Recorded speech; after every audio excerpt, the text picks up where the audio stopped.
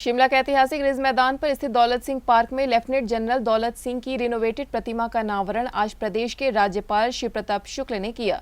यहां पुरानी प्रतिमा के स्थान पर अब बड़ी प्रतिमा को स्थापित किया गया। इस मौके पर लेफ्टिनेंट दौलत सिंह के परिवार के सदस्य भी मौजूद रहे।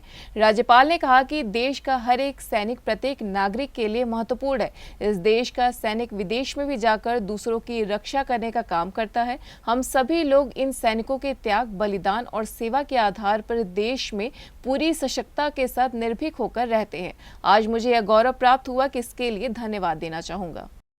देश का एक भी सैनिक इस देश के हर नागरिक के लिए महत्वपूर्ण है और इस देश का सैनिक विदेश में भी जाकर के दूसरों की रक्षा करने का काम करता है। इस नाते महत्व के विषय में मैं बता ही नहीं सकता हूं कि कितना महत्व है। महत्व यही है कि हम सभी लोग इन सैनिकों के त्याग, बलिदान और सेवा के आधार पर इस देश में पूरी सशक्तता के साथ निर्भीक होकर के रहते हैं। आज मुझे यह गौरव प्राप्त हुआ कि मैं लेफ्टिनेंट जनरल दौलत सिंह जी के इस स्मृति के अनावरण के संदर्भ में उपस्थित हुआ।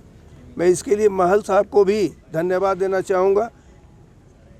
उनके दौलत सिंह जी के पुत्र सिंह जी को भी धन्यवाद देना चाहूँगा कि इस पवित्र कार्य के लिए इन लोगों ने मुझे चुना। लेफ्टिनेंट दौलत सिंह शिमला स्थित वेस्टर्न कमांड में 8 मई 1961 से 22 नवंबर 1963 तक जनरल ऑफिसर ऑफ कमांडिंग रहे। अपनी सेवा के दौरान दौलत सिंह ने आर्मी के कई अभियानों में अहम भूमिका निभाई थी।